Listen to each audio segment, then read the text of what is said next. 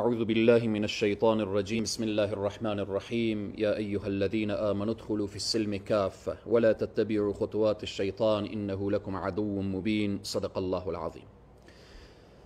ملت شرافتمند افغانستان، ملت مسلمان و متدین، السلام علیکم و رحمت الله و برکاته. چند نکته میخواهم به خاطر صحبت‌های آقای حلیمی وزیر ارشاد، حج و اوقاف اشاره داشته باشم. میخواهم این نکته را بگویم. آقای حلیمی اشاره کردند که شما امتیاز از این نظام گرفتید و امتیاز میگیرید و معاش گرفتید. الحمدلله، خوشبختانه به لطف و فضل الهی هیچ ضرورتی نداشتم که دست خود را پیش حکومت فرسوده و دست نشانده یهود و نصارا دراز بکنم. جدم تاجر، پدرم تاجر، از یک خانواده تاجر و کاکاهایم تاجر و الحمدلله امروز مدرسه ها دارم، هزاران شاگرد دارم به لطف الهی و فضل الهی که همه با کمک های تجار خیر، تجار این سرزمین، تجار مؤمن مخلص، که اگر تجاری هستند که من از اونها جان بخواهم به خاطر قرآن و سنت رسول الله صلی الله علیه و سلم جان میدن. همه این برنامه های ما را تجار خیر تمویل میکنن. نیازی نبود و نیست که ما دست خود را پیش نوکران غرب دراز بکنیم. آقای حلیمی، امتیازهایی که برای ما پیش شد، مبلغهای هنگفتی که برای من ارائه شد، اگر برای تو پیش میشد خواب از چشمان تو میرفت. آقای حلیمی، علما را از مرگ و از زندان و از شهادت و از تهدید و از این مسائل نترسانید. الان علمای ربانی پشت میله های زندان های شما هستند. الان هر روز روزانه علمای ربانی در این سرزمین شهید میشن. شما غیر از این که امنیت رقاصه ها را بگیرید، اما علما که شهید شدن چه کار کردید؟ چی هنر به خرج دادید؟ آقای حلیمی، علما را از مرگ نترسانید که این شهادت افتخار ما هست. ما به شهادت افتخار میکنیم. شهادت برای ما عزت هست، اما این حیات تو و زندگی تو در بردگی و غلامی ذلت و خاری هست. آقای حلیمی، دنیا ارزش نداره. این دنیا فانی هست که به خاطر قوت و قدرت و چوکی بیایید دروغ بگویید، بیایید تهمت بزنید، بیایید الفاظ را به زبان خود جاری بکنید که اخلاق شما و شخصیت شما را به نمایش میگذاره. شما به خاطر قدرت و شوکت و به خاطر این دنیای فانی آخرت خود را فراموش کردید و خراب کردید. ارزش نداره. آقای حلیمی، 20 سال هست که منبر انصار حق و حقیقت را بیان کرده. حق و حقیقت را بیان کرده. آن زمانی که منبر انصار حق می گفت و حق را بیان می کرد، شما کجا بودید؟ بعضی از اون دوستان و رفیقان و ماحول شما که قرار دارن به ما کل گزارش را دادن که شما چه کار می کردید. شما چقدر بتپاکی یهود و نصارا و دشمنان الله و رسول را کردید تا به پست وزارت رسیدید. امروز می آیید حرفهای برای علما می گویید که ملت افغانستان اخلاق شما و شخصیت شما را از روی حرفهای شما می شناسه.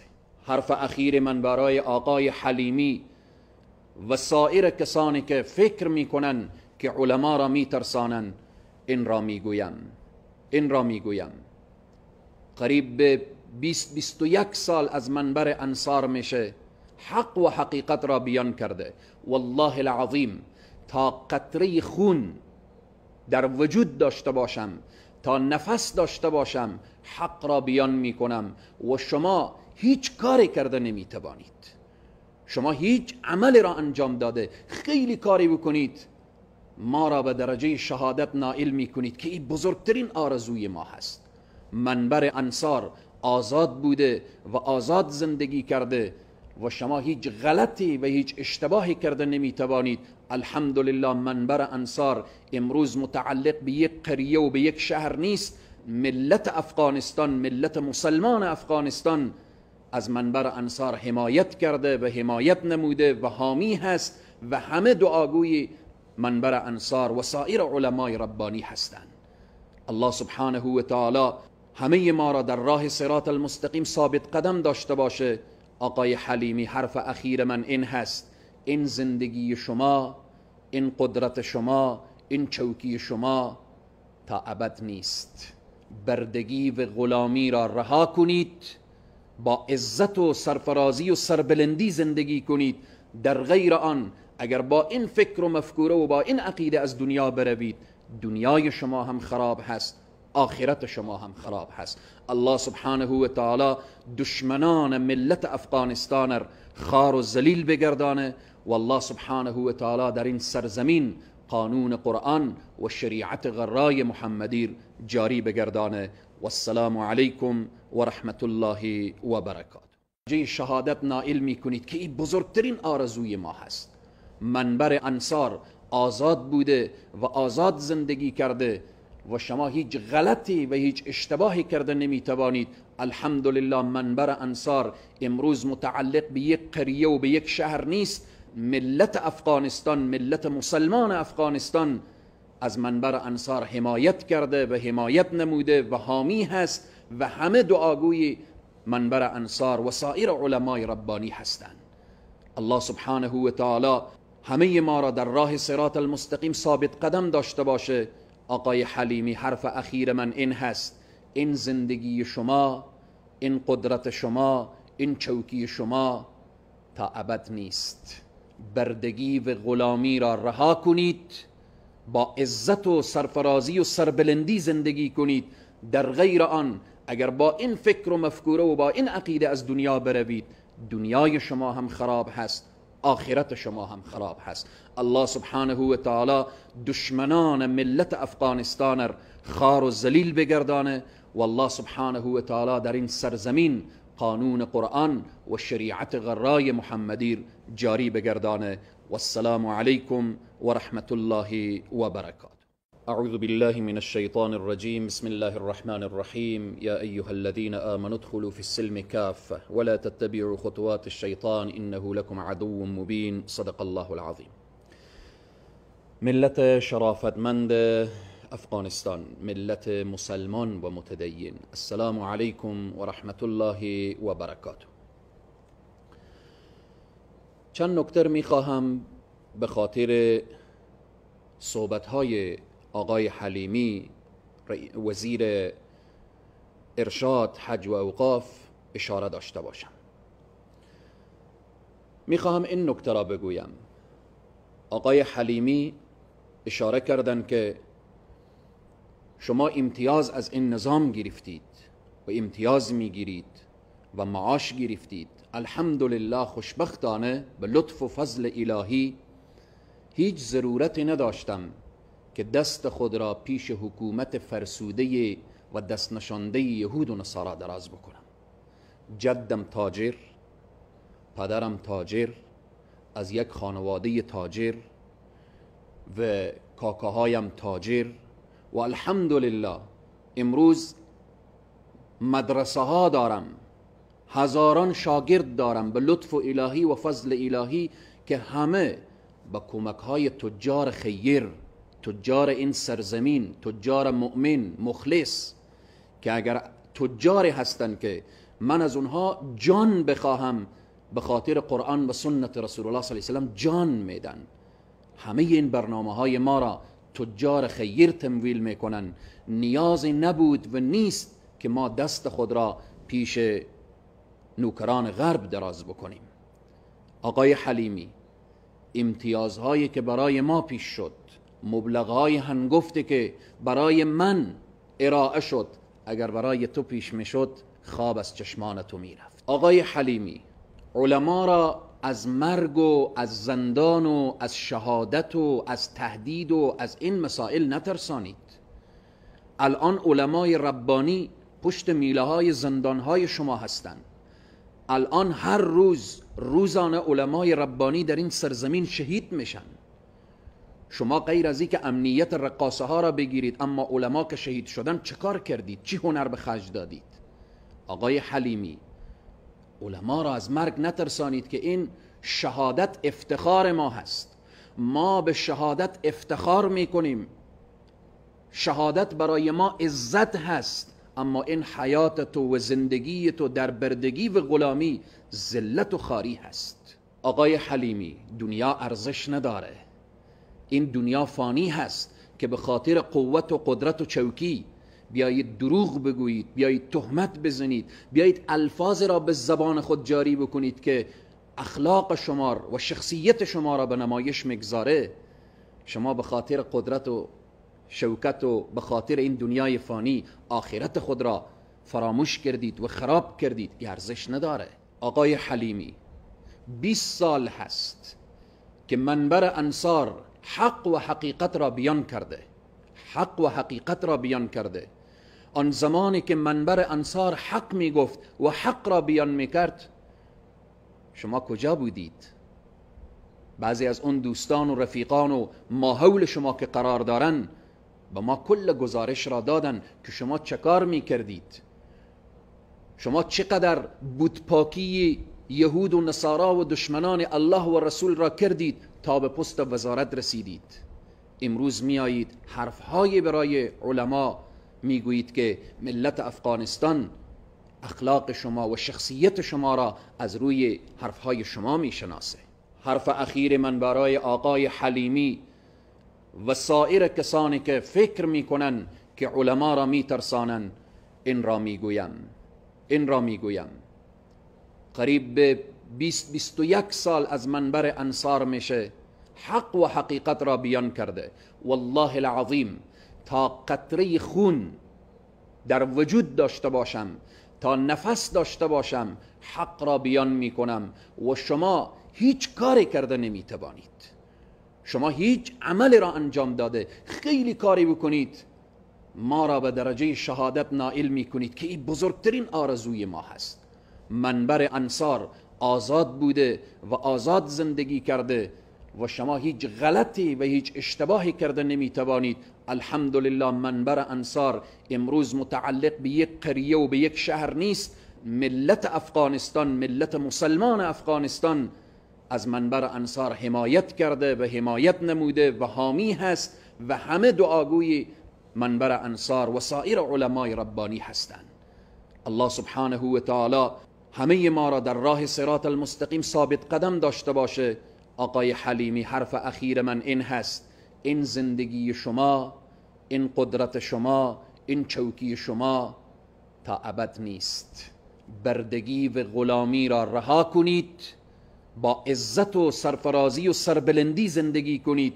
در غیر آن اگر با این فکر و مفکوره و با این عقیده از دنیا بروید، دنیای شما هم خراب هست، آخرت شما هم خراب هست. الله سبحانه و تعالی دشمنان ملت افغانستان خار و ذلیل بگردانه و الله سبحانه و تعالی در این سرزمین قانون قرآن و شریعت غرای محمدی جاری بگردانه. والسلام علیکم و رحمت الله و برکاته. أعوذ بالله من الشيطان الرجيم. بسم الله الرحمن الرحيم. يا أيها الذين آمنوا ادخلوا في السلم كافة ولا تتبعوا خطوات الشيطان إنه لكم عدو مبين. صدق الله العظيم. ملت شرافتمند افغانستان، ملت مسلمان و متدین، السلام علیکم و رحمت الله و برکاته. چند نکته میخواهم به خاطر صحبت‌های آقای حلیمی وزیر ارشاد، حج و اوقاف اشاره داشته باشم.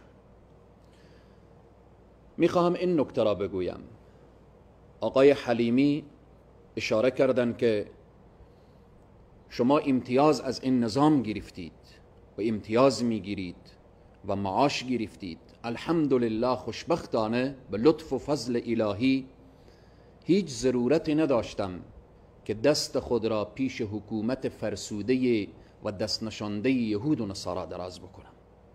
جدم تاجر، پدرم تاجر، از یک خانواده تاجر و کاکاهایم تاجر و الحمدلله امروز مدرسه ها دارم، هزاران شاگرد دارم به لطف الهی و فضل الهی که همه با کمک های تجار خیر، تجار این سرزمین، تجار مؤمن مخلص، که اگر تجاری هستند که من از اونها جان بخواهم به خاطر قرآن و سنت رسول الله صلی الله علیه و سلم جان میدن. همه این برنامه های ما را تجار خیر تمویل میکنن. نیازی نبود و نیست که ما دست خود را پیش نوکران غرب دراز بکنیم. آقای حلیمی، امتیازهایی که برای ما پیش شد، مبلغهای هنگفتی که برای من ارائه شد، اگر برای تو پیش میشد خواب از چشمان تو میرفت. آقای حلیمی، علما را از مرگ و از زندان و از شهادت و از تهدید و از این مسائل نترسانید. الان علمای ربانی پشت میله های زندان های شما هستند. الان هر روز روزانه علمای ربانی در این سرزمین شهید میشن. شما غیر از این که امنیت رقاصه ها را بگیرید، اما علما که شهید شدن چه کار کردید؟ چی هنر به خرج دادید؟ آقای حلیمی، علما را از مرگ نترسانید که این شهادت افتخار ما هست. ما به شهادت افتخار میکنیم.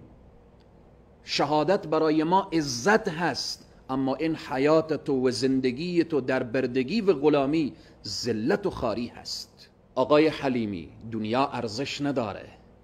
این دنیا فانی هست که به خاطر قوت و قدرت و چوکی بیایید دروغ بگویید، بیایید تهمت بزنید، بیایید الفاظ را به زبان خود جاری بکنید که اخلاق شما و شخصیت شما را به نمایش میگذاره. شما به خاطر قدرت و شوکت و به خاطر این دنیای فانی آخرت خود را فراموش کردید و خراب کردید. ارزش نداره. آقای حلیمی، 20 سال هست که منبر انصار حق و حقیقت را بیان کرده. حق و حقیقت را بیان کرده. آن زمانی که منبر انصار حق می گفت و حق را بیان می کرد، شما کجا بودید؟ بعضی از اون دوستان و رفیقان و ماحول شما که قرار دارن به ما کل گزارش را دادن که شما چه کار می کردید. شما چقدر بتپاکی یهود و نصارا و دشمنان الله و رسول را کردید تا به پست وزارت رسیدید. امروز می آیید حرفهای برای علما می گویید که ملت افغانستان اخلاق شما و شخصیت شما را از روی حرفهای شما می شناسه.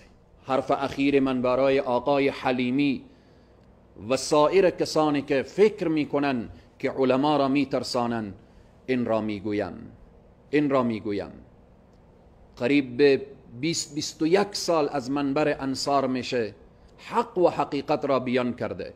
والله العظیم تا قطره خون در وجود داشته باشم، تا نفس داشته باشم، حق را بیان میکنم و شما هیچ کاری کرده نمیتوانید. شما هیچ عمل را انجام داده خیلی کاری بکنید ما را به درجه شهادت نائل میکنید که این بزرگترین آرزوی ما هست.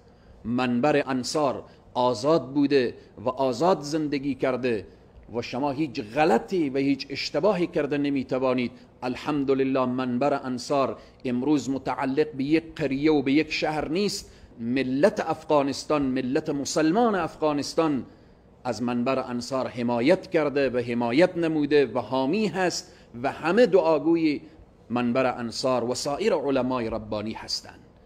الله سبحانه و تعالی همه ما را در راه صراط المستقیم ثابت قدم داشته باشه. آقای حلیمی، حرف اخیر من این هست: این زندگی شما، این قدرت شما، این چوکی شما تا ابد نیست. بردگی و غلامی را رها کنید، با عزت و سرفرازی و سربلندی زندگی کنید. در غیر آن اگر با این فکر و مفکوره و با این عقیده از دنیا بروید، دنیای شما هم خراب هست، آخرت شما هم خراب هست. الله سبحانه و تعالی دشمنان ملت افغانستان خار و ذلیل بگردانه و الله سبحانه و تعالی در این سرزمین قانون قرآن و شریعت غرای محمدی جاری بگردانه. والسلام علیکم و رحمت الله و برکاته.